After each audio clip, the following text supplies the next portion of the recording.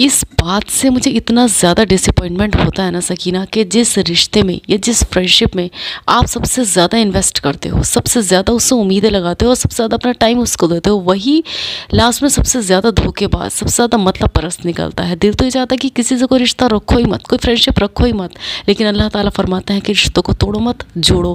Friendship हो या रिश्तेदारी हो, हर कोई देखा जाए तो पैसे के पीछे भागने वाला है। अगर आप वेल ऑफ फैमिली से हो या अगर आप वेल एस्टेब्लिश्ड हो, फाइनेंशियली स्टेबल हो, तो people want to get relation with you, otherwise no way. आपकी फीलिंग्स की, आपके टाइम की, there is no any cost of your feeling. Don't worry Rubna, आप इतना परेशान ना हो।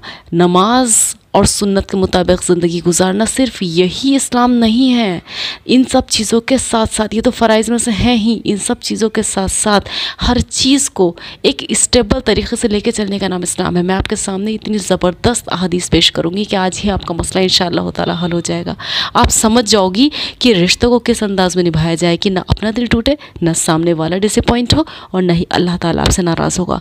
चलिए मैं ऑथेंटिक अहादीस के ज़रिए से आपको समझाती हूँ। ये देखिए, मुस्नद अहमद की ये हदीस है कि हज़रत अबू हुरैरा रज़ी अल्लाह अन्हु से रिवायत है कि नबी करीम सल्लल्लाहु अलैहि वसल्लम ने इरशाद फरमाया, जो शख्स ये पसंद करे कि उसे ईमान का जायका हासिल हो जाए तो उसे चाहिए कि महज अल्लाह ताला की रज़ा और खुशनुदी के लिए दूसरे मुसलमान से मोहब्बत करे।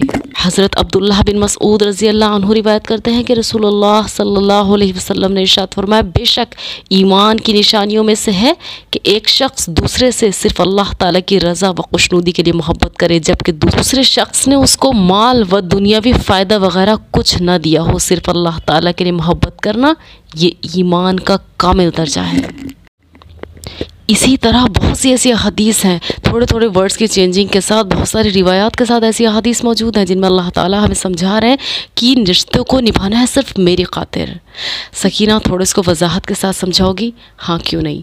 मैं आपको इस वजाहत के साथ समझाना चाहती हूँ कि जब हम अल्लाह ताला की खातिर किसी रिश्ते को निभाते हैं ना, तो उसमें ऑटोमेटिक एक लिमिट लग जाती है। और जब हम अपनी वजह से निभाते हैं तो या तो हम उस रिश्ते में बहुत ज़्यादा इन्वेस्ट कर देते हैं, बहुत ज़्यादा हद से बढ़ जाते हैं, या फिर उस रिश्ते को बिल्कुल तोड़ डालते हैं, क्योंकि हम अपनी नफ्स की खातिर उसको निभाते हैं।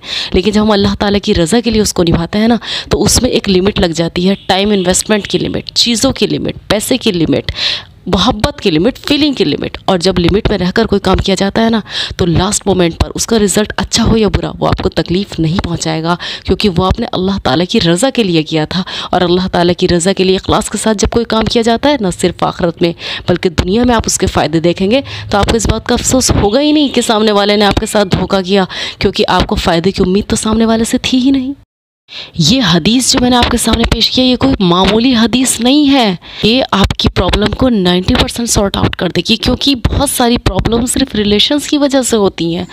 और ये रिलेशन को निभाने का ऐसा शॉर्टकट, ऐसा ज़बरदस्त और ऐसा मुजर्रब तरीक़ा है कि जब आप इसको निभाते हैं तो डिसअपॉइंटमेंट आपकी लाइफ से निकल जाता है।